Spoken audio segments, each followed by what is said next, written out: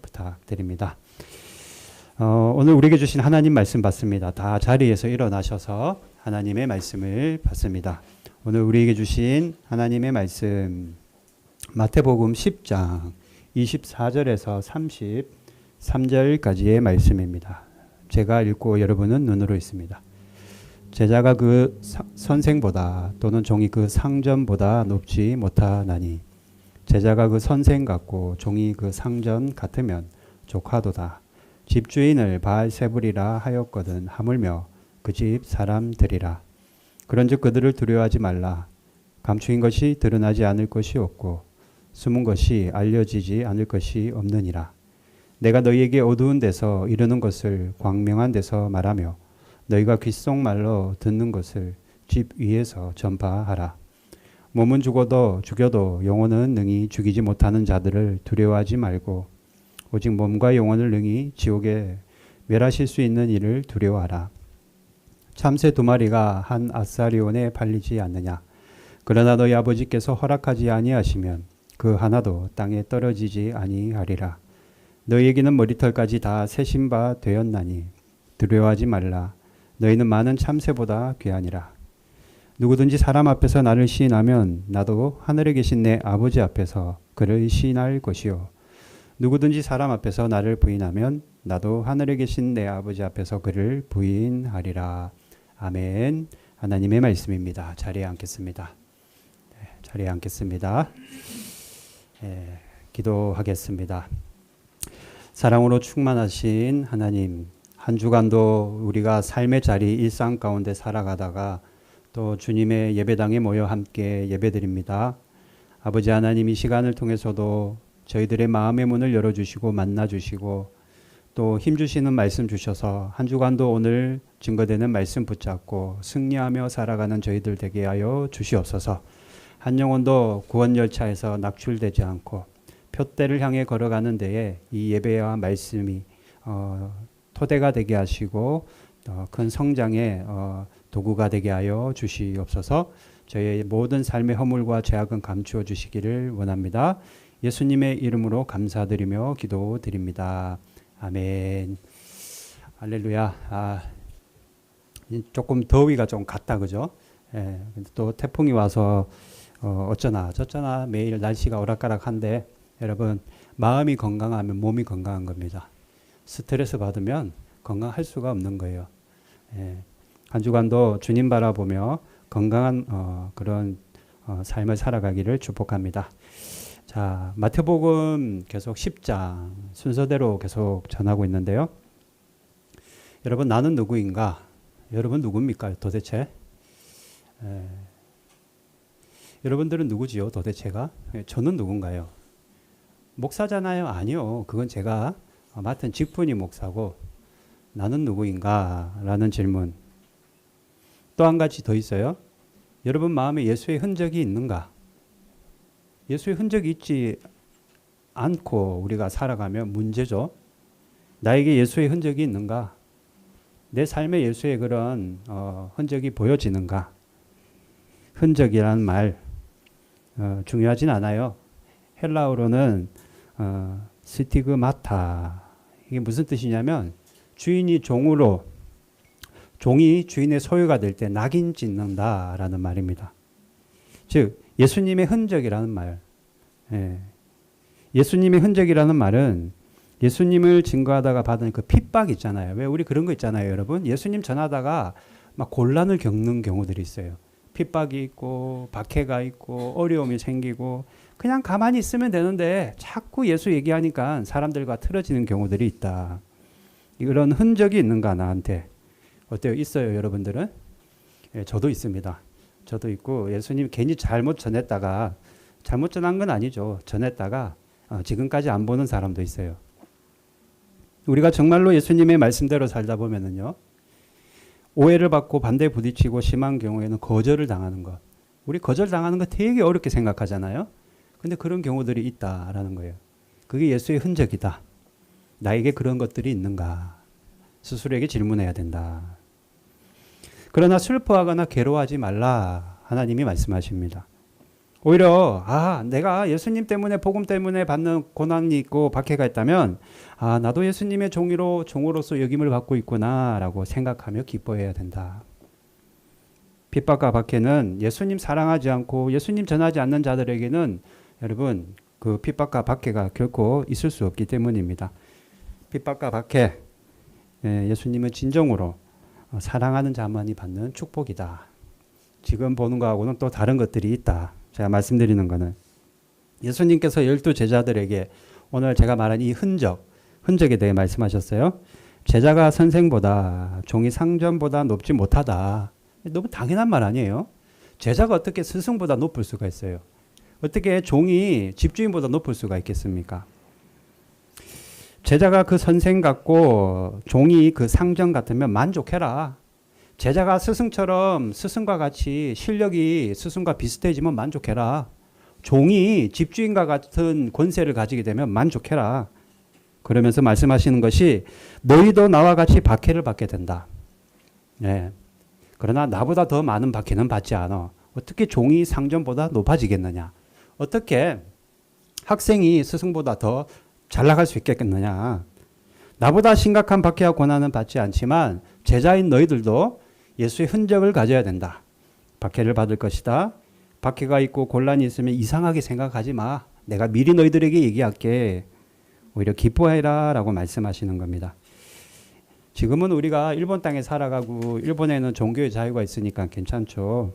그런데 당시 예수님 제자들이 살던 시대에는 복음 전하는 거는 말도 안 되는 일이었어요. 실은요. 두려운 일이었다. 그런 거 있잖아요. 여러분 분위기가 안 좋았어. 그때 당시에는요.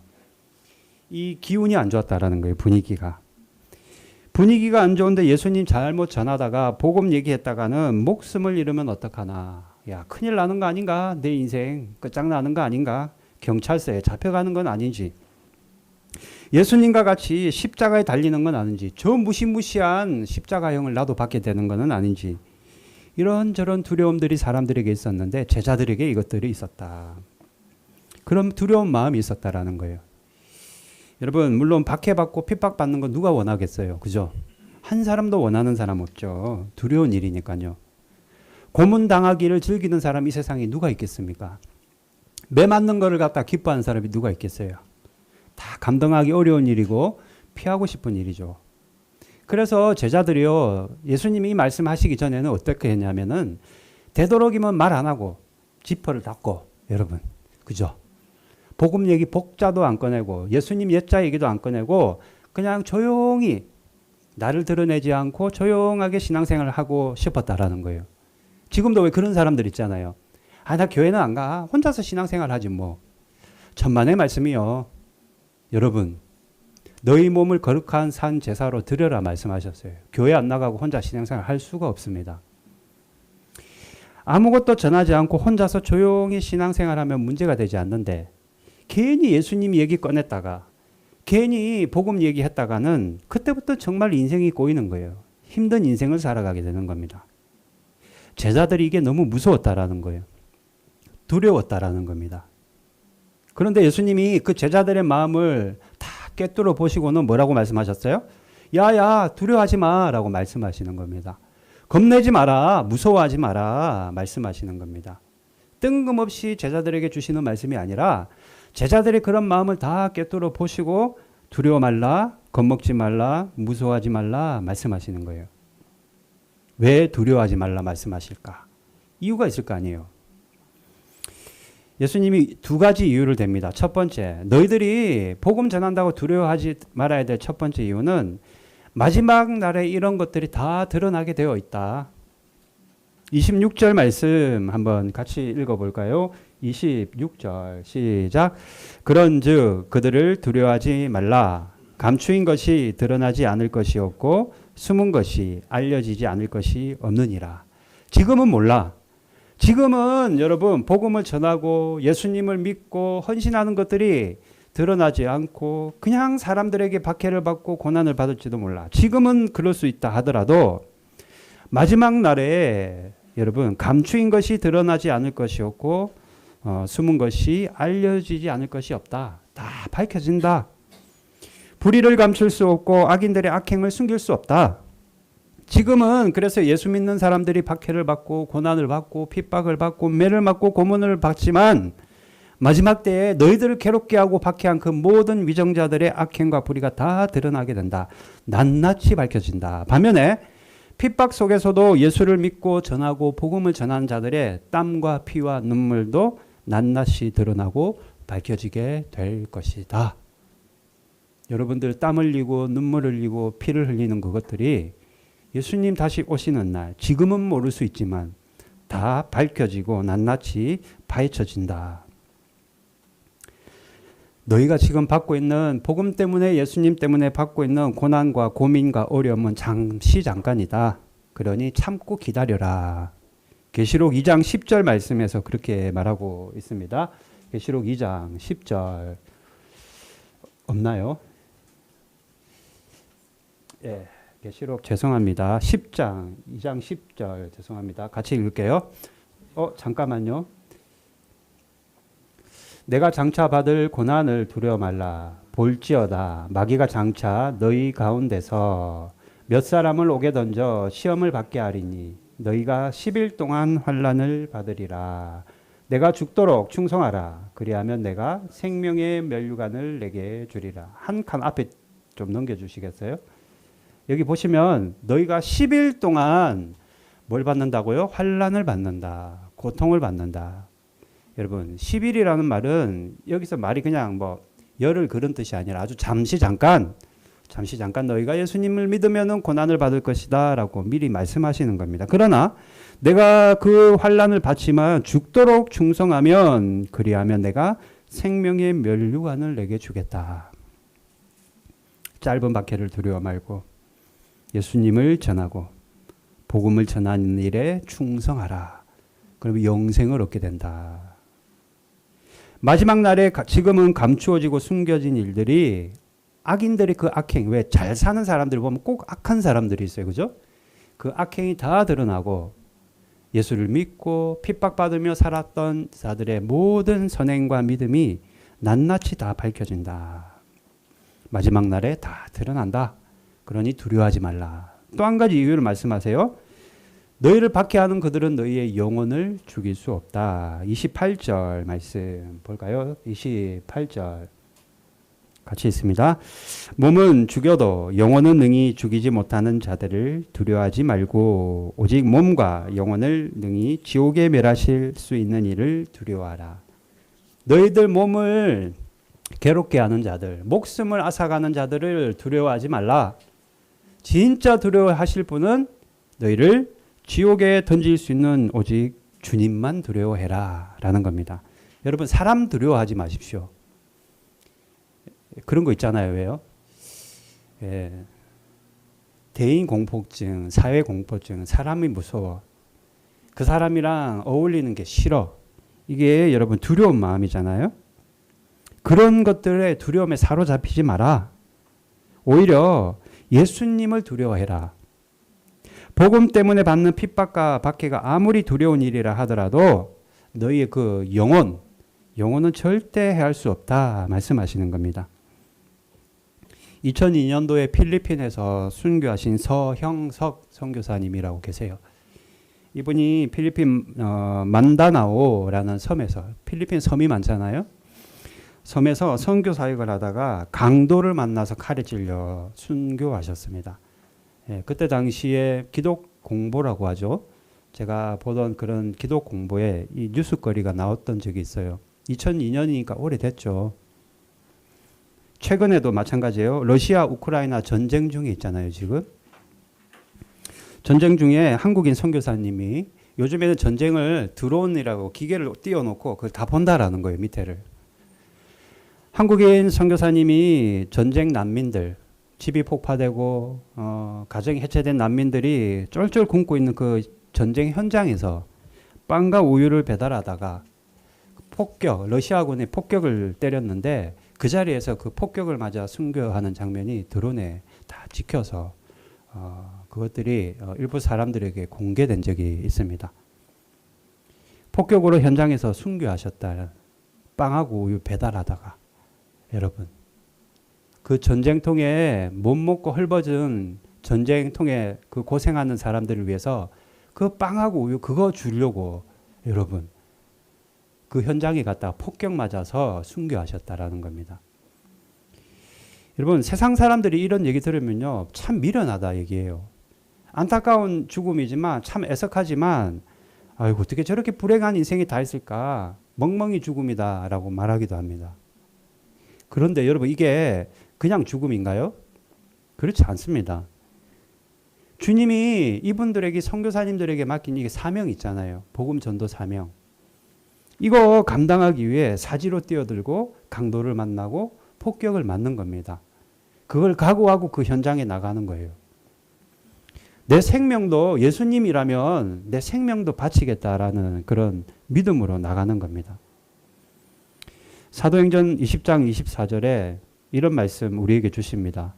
내가 달려갈 길과 주 예수께 받은 사명 곧 하나님의 은혜와 은혜의 복음을 증언하는 일을 마치려 하면은 나의 생명조차 조금도 귀한 것으로 여기지 아니하노라.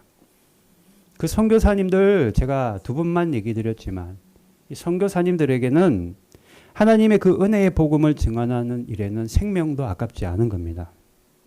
몸은 죽었습니다. 두 선교사님은 순교하셨어요. 두 번 다시 이 땅에서 육신의 몸을 가질 수 없고 우리는 그분들을 볼 수 없습니다. 그런데 이분들의 영혼은 말할 수 없는 영광과 높임을 받게 되고 이것이 죽음을 각오하고 복음을 전한 이들의 생명의 면류관이 되는 것이다. 이들의 영혼은 지금 예수님과 함께 영생을 얻어 천국에 들어가 있는데 가장 큰 면류관을 받고 상급을 받는 순교의 자리를 지켰기 때문에 이들이 받을 수 있는 면류관을 우리도 받을 수 있을까 스스로에게 질문해 봐야 한다라는 겁니다. 핍박을 두려워하지 말라. 박해를 두려워하지 말라. 복음을 위해서는 예수를 위해서는 죽음조차도 두려워하지 말라. 마지막까지 받은 사명을 감당하며 인내하는 자는 반드시 구원을 얻어 영생을 얻게 되는 것이다. 두려움. 여러분 두려움 있죠? 저도 있어요. 어떨 때는요 부끄러운 고백인데 수요 예배 끝나고 전도 갈 때 두려운 마음이 들 때가 있습니다. 보통은 제 아내와 함께 둘이서 갈 때가 많은데요. 거절에 대한 두려움이 있어요. 아 이거 해도 되나? 안 되는 거 이거 왜 이러고 있지? 그럴 마음이 들 때가 있어요. 여러분에게도 그런 두려움이 있을 거라 생각합니다. 제자들하고는 다르죠. 우리가 사는 시대가 다른데 우리에게도 분명히 복음 전하는 일에 대한 두려움이 있어요. 복음 전하고 예수를 전해야 하는 것은 알지만 기가 따갑도록 들어서 아이고 그렇지 복음 전해야지 알긴 아는데 두려운 생각이 드는 거예요. 어떤 두려움이 있을까요? 제가 두 가지만 말씀드릴게요. 여러분 이게 내가 느끼는 두려움인가 한번 생각해 보세요. 첫 번째 괜히 내가 예수 얘기하고 복음 얘기했다가 그 사람하고 관계가 깨질까 봐 하는 두려움. 여러분 없나요? 이거 누구나 있을걸요. 괜히 나 그냥 입 다물고 있다가 그냥 좋은 게 좋은 거라고 말 안 하고 있으면은 그러지는 않을 건데 괜히 예수님에 대해서 얘기했다가 그죠? 복음에 대해서 얘기했다가 이 사람과 관계가 깨어지거나 관계가 서먹해질까 하는 두려움. 복음 전하고자 하는 마음은 분명히 있죠. 그러나 괜히 예수님 얘기 꺼내 나에게 예수 얘기하지 마세요. 그런 얘기 하려면 나에게 연락하지 마세요. 예수님 얘기 꺼냈다가 거절당하고 거부당할까 하는 두려움이 누구나 있다. 나만 있는가? 그렇지 않습니다. 대부분의 모든 사람들이 다 이런 마음이 있어요. 이런 두려움이 있어요. 그런 거 있잖아요. 왜 당신은 괜한 소리 해가지고는 그 사람 마음을 어렵게 만드느냐. 왜 괜히 당신이나 잘 먹지 예수 얘기해서는 사람 관계를 서먹하게 만드느냐. 그래서 우리는 이런 두려움이 있는 겁니다. 그런데 예수님 이거 알까요? 모를까요? 다 알아요. 다 알고 미리 성경에다가 이걸 기록해 놨습니다. 너희가 관계 깨지고 어색할까 봐 두려워하지 말라. 미리 다 적어 놓으셨어요. 32절 33절 같이 읽어볼까요? 시작.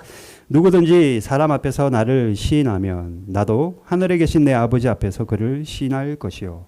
누구든지 사람 앞에서 나를 부인하면 나도 하늘에 계신 내 아버지 앞에서 그를 부인하리라.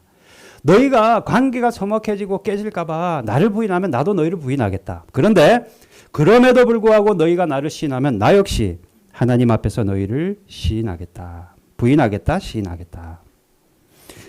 너희가 사람 앞에서 나를 시인하면, 예수님을 전하면, 복음을 전하면 나도 너희를 받아들이겠다라는 거예요. 관계가 깨지는 것, 어색해지는 것, 거절에 대한 두려움으로 복음 전하는 일에 망설이지 마라라는 겁니다. 여러분들 가운데, 여기 오늘 이 자리에 앉아 계신 여러분들 가운데 혹여나 가족이든 친구든 친지든 직장 상사든 뭐 부하든 간에 괜히 예수 얘기 안 꺼내면 괜찮은데 괜히 예수 꺼냈다가 저 사람과 관계가 틀어질까 봐 두려움을 가지고 있는 분이 계시다면 오늘 이 말씀을 꼭 기억하십시오. 주님이 복음을 전하라는 그 자리에, 여러분들이 입을 벌려 복음을 전하는 그 자리에 주님이 함께 계신다. 다 보고 계시다. 감추지 못한다. 마지막 때 이거 다 계산하신다. 밝히 드러난다. 그래서 두려워 말라. 내가 너와 함께함이라 놀라지 말라. 나는 너의 하나님이다. 말씀하시는 겁니다. 어쨌든 전해야 된다라는 거예요. 첫 번째가 우리가 복음 전하는데 두려움은 관계 깨질까 봐, 어색해질까 봐. 두 번째 뭐냐? 열매가 없을까 봐. 열매가 없을까 봐. 이런 일이 있었어요. 호주 시드니에 프랭크 제너라는 사진이 있을 겁니다. 사진 한번 보여주시겠어요? 사진이 없나요? 자, 호주 시드니에 프랭크 제너라는 유명한 전도자가 있었습니다. 프랭크 제너. 이분이요, 이 프랭크 제너라는 분이 유명한 전도자인데, 전도할 때 우리는 막 이 말 저 말 하잖아요. 뭐, 예? 그죠? 예? 여러 가지 우리는 말하는데 이 사람 딱 두 마디. 구원받았습니까? 오늘 밤 죽으면 구원받을 자신이 있습니까? 너무 단도직입적이죠. 이 두 마디 가지고 여러분 계속 전도를 하는 거예요. 선생님은 구원받으셨습니까? 당신이 만약 오늘 밤 죽는다면 천국에 갈 수 있습니까? 이거보다 더 무슨 말이 필요해, 여러분? 예? 이거보다 뭐 무슨 말이 필요합니까? 예? 이 두 마디와 전도지 한 장 들고 무려 40년 동안, 그것도 같은 시각, 같은 장소에서 하루도 빠짐없이 전도를 했다라는 거예요. 예를 들면 카시와 에키 가서 40년 동안 날을 정해가지고 수요일이면 수요일, 오후 1시면 1시 하루도 안 빠지고 전도했다라는 거예요. 그런데 어때요? 교회 나온 사람 있었을까요? 없었을까요? 한 사람도 없는 거예요. 한 사람도. 무려 40년 동안 복음을 전했는데 자신이 다니고 있는, 프랭크 제너가 다니고 있는 교회에 나온 사람은 단 한 사람도 없더라는 겁니다. 이쯤 되면 여러분 어떻게 해야 됩니까? 그만둬야죠. 그만둬야죠. 그죠? 보통 사람 같으면 낙심하고 안 하죠. 아이고 뭐 해도 안 되네. 복음 전해도 아무 열매도 없구나 라고 낙심할 겁니다. 마찬가지로 프랭크 제너 역시 낙심하고 있는데, 그 사람이, 이분이 세상을 떠나기 2주 전에 어떤 영국에 있는 침례교회에서 목사님이 찾아왔어요. 프랭크 제너를. 이 찾아온 목사님 이름이 프랜시스 딕슨이라는 목사님입니다. 이 딕슨 목사님이 수소문해가지고 프랭크 제너를 찾아온 거예요. 왜 찾아왔느냐? 이 딕슨 목사님이 3년 전쯤에 런던에 있는 한 교회에서 부흥회를 인도했는데, 그 부흥회가 끝나자마자 어떤 성도가 간증을 하고 싶다고 말하더라는 겁니다. 이게 간증자가 자신이 얼마 전에 그 호주 시드니에서 100발의 노인이 건네준 전도지를 받고 고민 끝에 예수를 믿기로 결심했다라고 고백하더라는 거예요. 호주의 한 교회 집회에서도 시드니 조지 거리의 노인 이야기를 듣게 되는 겁니다. 가는 곳마다 호주에 있는, 시드니에 있는 조지라는 거리에 있는 100발 노인, 늘 그 자리에서, 늘 그 시각에 비가 오나 눈이 오나 전도하는 그 100발 노인 때문에 내가 예수님을 믿게 되었다는 얘기를 이 목사님이, 딕슨 목사님이 듣게 된 거예요. 여기서 끝이지 않았습니다. 호주 퍼스에 있는 한 교회와 영국 게스윅에서 열린 사경회, 말씀 사경회, 미국 애틀랜타 조지아에서, 그리고 인도에서 열린 선교사 대회, 호주 시드니의 외교관 집회, 제가 다 말을 안 할게요. 등등등등등. 가는 곳마다 간증자들이 간증을 할 때는 호주 시드니가에 있는 그 100발 노인 얘기를 하더라는 거예요. 100발 노인이 누구예요? 프랭크 제너입니다. 놀라운 간증이 자꾸 꼬리에 꼬리를 물고 간증자들이 있으니까 이 프랜시스 딕슨 목사님이 수소문을 해서 누구를 찾았어요? 프랭크 제너를 찾으러 다녔다라는 거예요. 제너는 실망하고 낙심했다 했잖아요. 한 사람도 복음의 열매가 없다. 열매가 이렇게 없네. 복음 전하는 것은 내 인생에 나는 열매 없는 열심이었다. 내 열심이었다라고 고백했는데 꼬리에 꼬리를 무는 간증 때문에 딕슨 목사님이 이 제너를 수소문 끝에 찾아갔습니다. 찾아갔는데 이미 나이는 70세. 파킨슨병 있잖아요. 이렇게 떠는 거. 파킨슨병에 걸려 있는 백발이 그냥 노인이더라는 겁니다.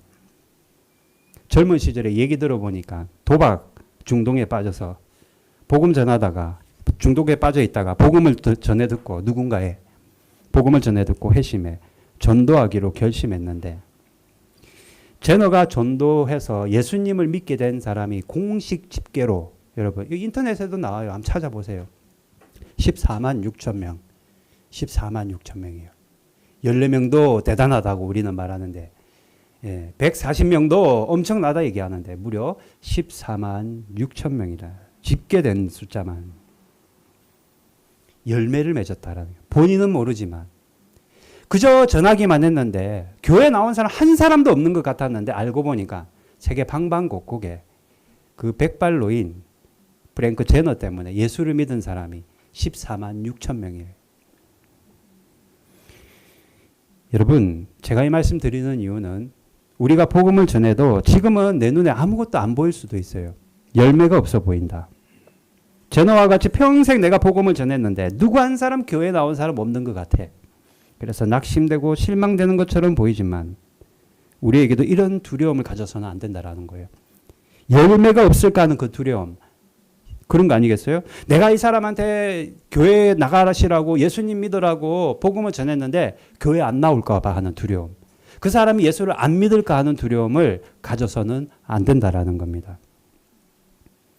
오늘 우리가 나누는 얘기처럼 괜히 예수님 얘기했다가 관계가 깨질까 봐 예수님 얘기는 했는데 그 사람이 안 믿을까 봐 공허한 공중에 허공치는 소리 될까 봐 복음을 전하지 못하는 이런 두려운 마음들을 버려야 된다. 오히려 우리가 오늘 기억해야 될 것은 여러분 관계 깨지고 이런 거 중요한 게 아니에요. 오늘 우리가 기억해야 될 것은 복음 때문에 여러분들이 만약에 사람이랑 관계가 어색해지거나 관계가 깨지잖아요. 그게 여러분에게 상급이 된다는 것을 기억해야만 합니다. 오히려 그걸 기뻐해야 돼요. 내가 다른 사람도 아니라 예수님 때문에 복음 때문에 그 사람하고 관계가 틀어지고 어색해지고 어그러지면요. 여러분에게 그게 복이 된다는 겁니다. 한 생명을 살리기 위해 내가 그 사람을 살리기 위해 여러분 복음을 전하는 것 포탄 속으로 들어가는 것 이것이 우리에게 여러분 축복이다.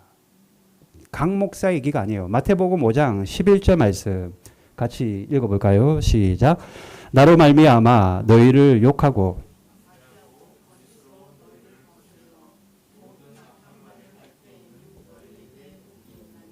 아멘. 나로 말미암아 누구예요? 예수님으로 말미암아 너희를 박해하고 욕하고 아주 그냥 거짓으로 너희를 거슬려 힘들게 하는 악한 말을 퍼붓는 자들 때문에 너희가 복을 받는다라는 겁니다. 복을 받는다라는 거예요. 복 받을 준비 되셨습니까? 한 주간도 복음을 전해야 돼요. 그러면 관계가 어그러지더라도 복음을 전하는 것이 여러분들에게 상급이 되고 면류관이 되는 겁니다. 이 복은요 그냥 상 주는 게 아니에요. 표창장 주는 정도가 아니에요. 여러분 생명의 복입니다. 영원히 살고 싶은 건 누구나 원하는 거 아니겠어요? 저도 그래요. 저도. 그래서 저도 몸부림을 칩니다. 여러분 주님이 주신 이 상은 구원의 복입니다. 이런 어려움을 당하면 박해를 받고 예수님 때문에 고난을 받고 핍박을 받으면 오히려 기뻐하라 말씀하시는 것은 천국에 가면 우리가 받은 고난에 따른 상급이 있는데 내가 박해를 이만큼 받으면 여러분에게 주신 상급도 이만큼이고 내가 요만큼 받으면은 여러분들이 받을 상도 요만큼이다. 크면 클수록 여러분 마음이 어려우면 어려울수록 우리가 받을 상은 더 커지게 되어 있는 것이다. 그래서 오늘 제가 제목을 박해와 핍박과 상은 비례한다라고 말씀드린 겁니다. 복음 때문에 어려움을 겪는다면 그에 따른 복이 있음을 여러분 꼭 기억해야만 합니다.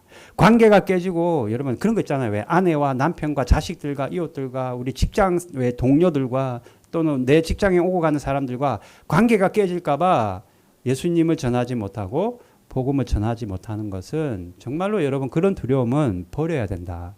오히려 그게 전함으로 말미암아 그 사람과의 관계가 깨어지고 내 인생이 그 사람과 어그러나는 것이 예수님 때문이기 때문에 오히려 복이 된다라는 것을 오늘 말씀하시는 겁니다. 이걸 꼭 기억해야 돼요. 그리고 그 사람이 교회 갈까 안 갈까 이거 우리가 신경 쓸 문제가 아니라는 거예요. 이거는 열매는 주님이 맺으신다는 것을 우리는 기억해야만 합니다. 그 사람 믿을까? 교회 안 나올 것 같은데 아니 안 나올 것 같으면 혼자서 예단하지 말고 일단 전해라는 거예요. 그 사람 믿지 않으면 어떡할까? 괜히. 그래서 열매가 없는 거 아니야? 교회 나가지도 않을 것 같은데 저 사람 성격이 절대 교회 갈 사람이 아니야. 그냥 안전할래, 아싸리. 그런 두려움을 버려야 된다라는 거예요. 여러분. 고린도전서 3장 7절 같이 읽어볼까요? 시작. 그런즉 심는 자나 물 주는 이는 아무것도 아니로되 오직 자라게 하시는 이는 하나님 뿐이니라. 무슨 말이에요? 우리는 복음이라는 것을 심고 물은 줄 수 있어요. 여러분 예수 믿으세요. 교회 나가보세요. 우리 예수님 너무 좋으신 분입니다. 말은 우리가 할 수 있지만 그 사람이 자라게 하는 일은 하나님이 하시는 일입니다. 우리가 하는 게 아니라는 거예요. 우리가 그 사람을 끝까지 책임질 수 있는 게 아니라는 거예요. 우리는 그냥 전하기만 하면 여러분 남편에게 아내에게 우리 자녀들에게 여러분들의 친구들에게 전하기만 하면 나머지 남은 일은 우리 주님이 알아서 하시는 것이다. 오직 자라게 하시는 이는 하나님뿐이니라 라고 말씀하시는 겁니다. 우리는 심을 뿐이고 우리는 물을 줄 뿐이다. 계속 권면하고 한번 이렇게 해보시죠. 교회 나와 한번 보시죠. 마음이 한번 위로를 받아보시죠. 이렇게 우리가 물을 뿌릴 뿐이다. 그러나 믿음으로 자라게 하는 것은 오직 우리 주님이 하신다. 결과는 주님이 책임지신다라는 겁니다. 그러니 열매 없을까봐 그 사람이 교회 안 나갈까봐 두려워서 복음을 전하는 일이 없어야 된다. 전하는 것이 우리 사명이고 열매는 주님의 몫이기 때문입니다. 그러니 열매에 대한 두려움을 여러분 버리십시오. 오늘 여러분 복음을 전하고 예수님을 전할 때 박해와 두려움과 여러 가지 곤란을 무섭게 생각하지 말라. 두려워하지 말라 말씀하십니다.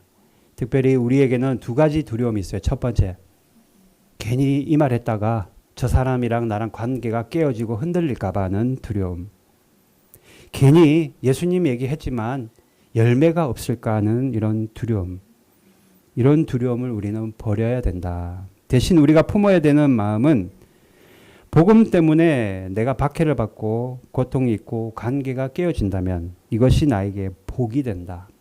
상급이 있다라는 것을 믿으시길 바랍니다. 그리고 열매는 나머지 그 결과는 우리가 책임지는 것이 아니라 우리 주님이 그 사람에게 열매를 맺도록 책임지신다라는 것을 여러분 꼭 기억할 수 있기를 주님의 이름으로 축복합니다. 두려워하지 말라. 전하기만 하라. 내가 너희와 함께 하겠다. 함께 찬양합시다. 두려워 말라 찬양할까요?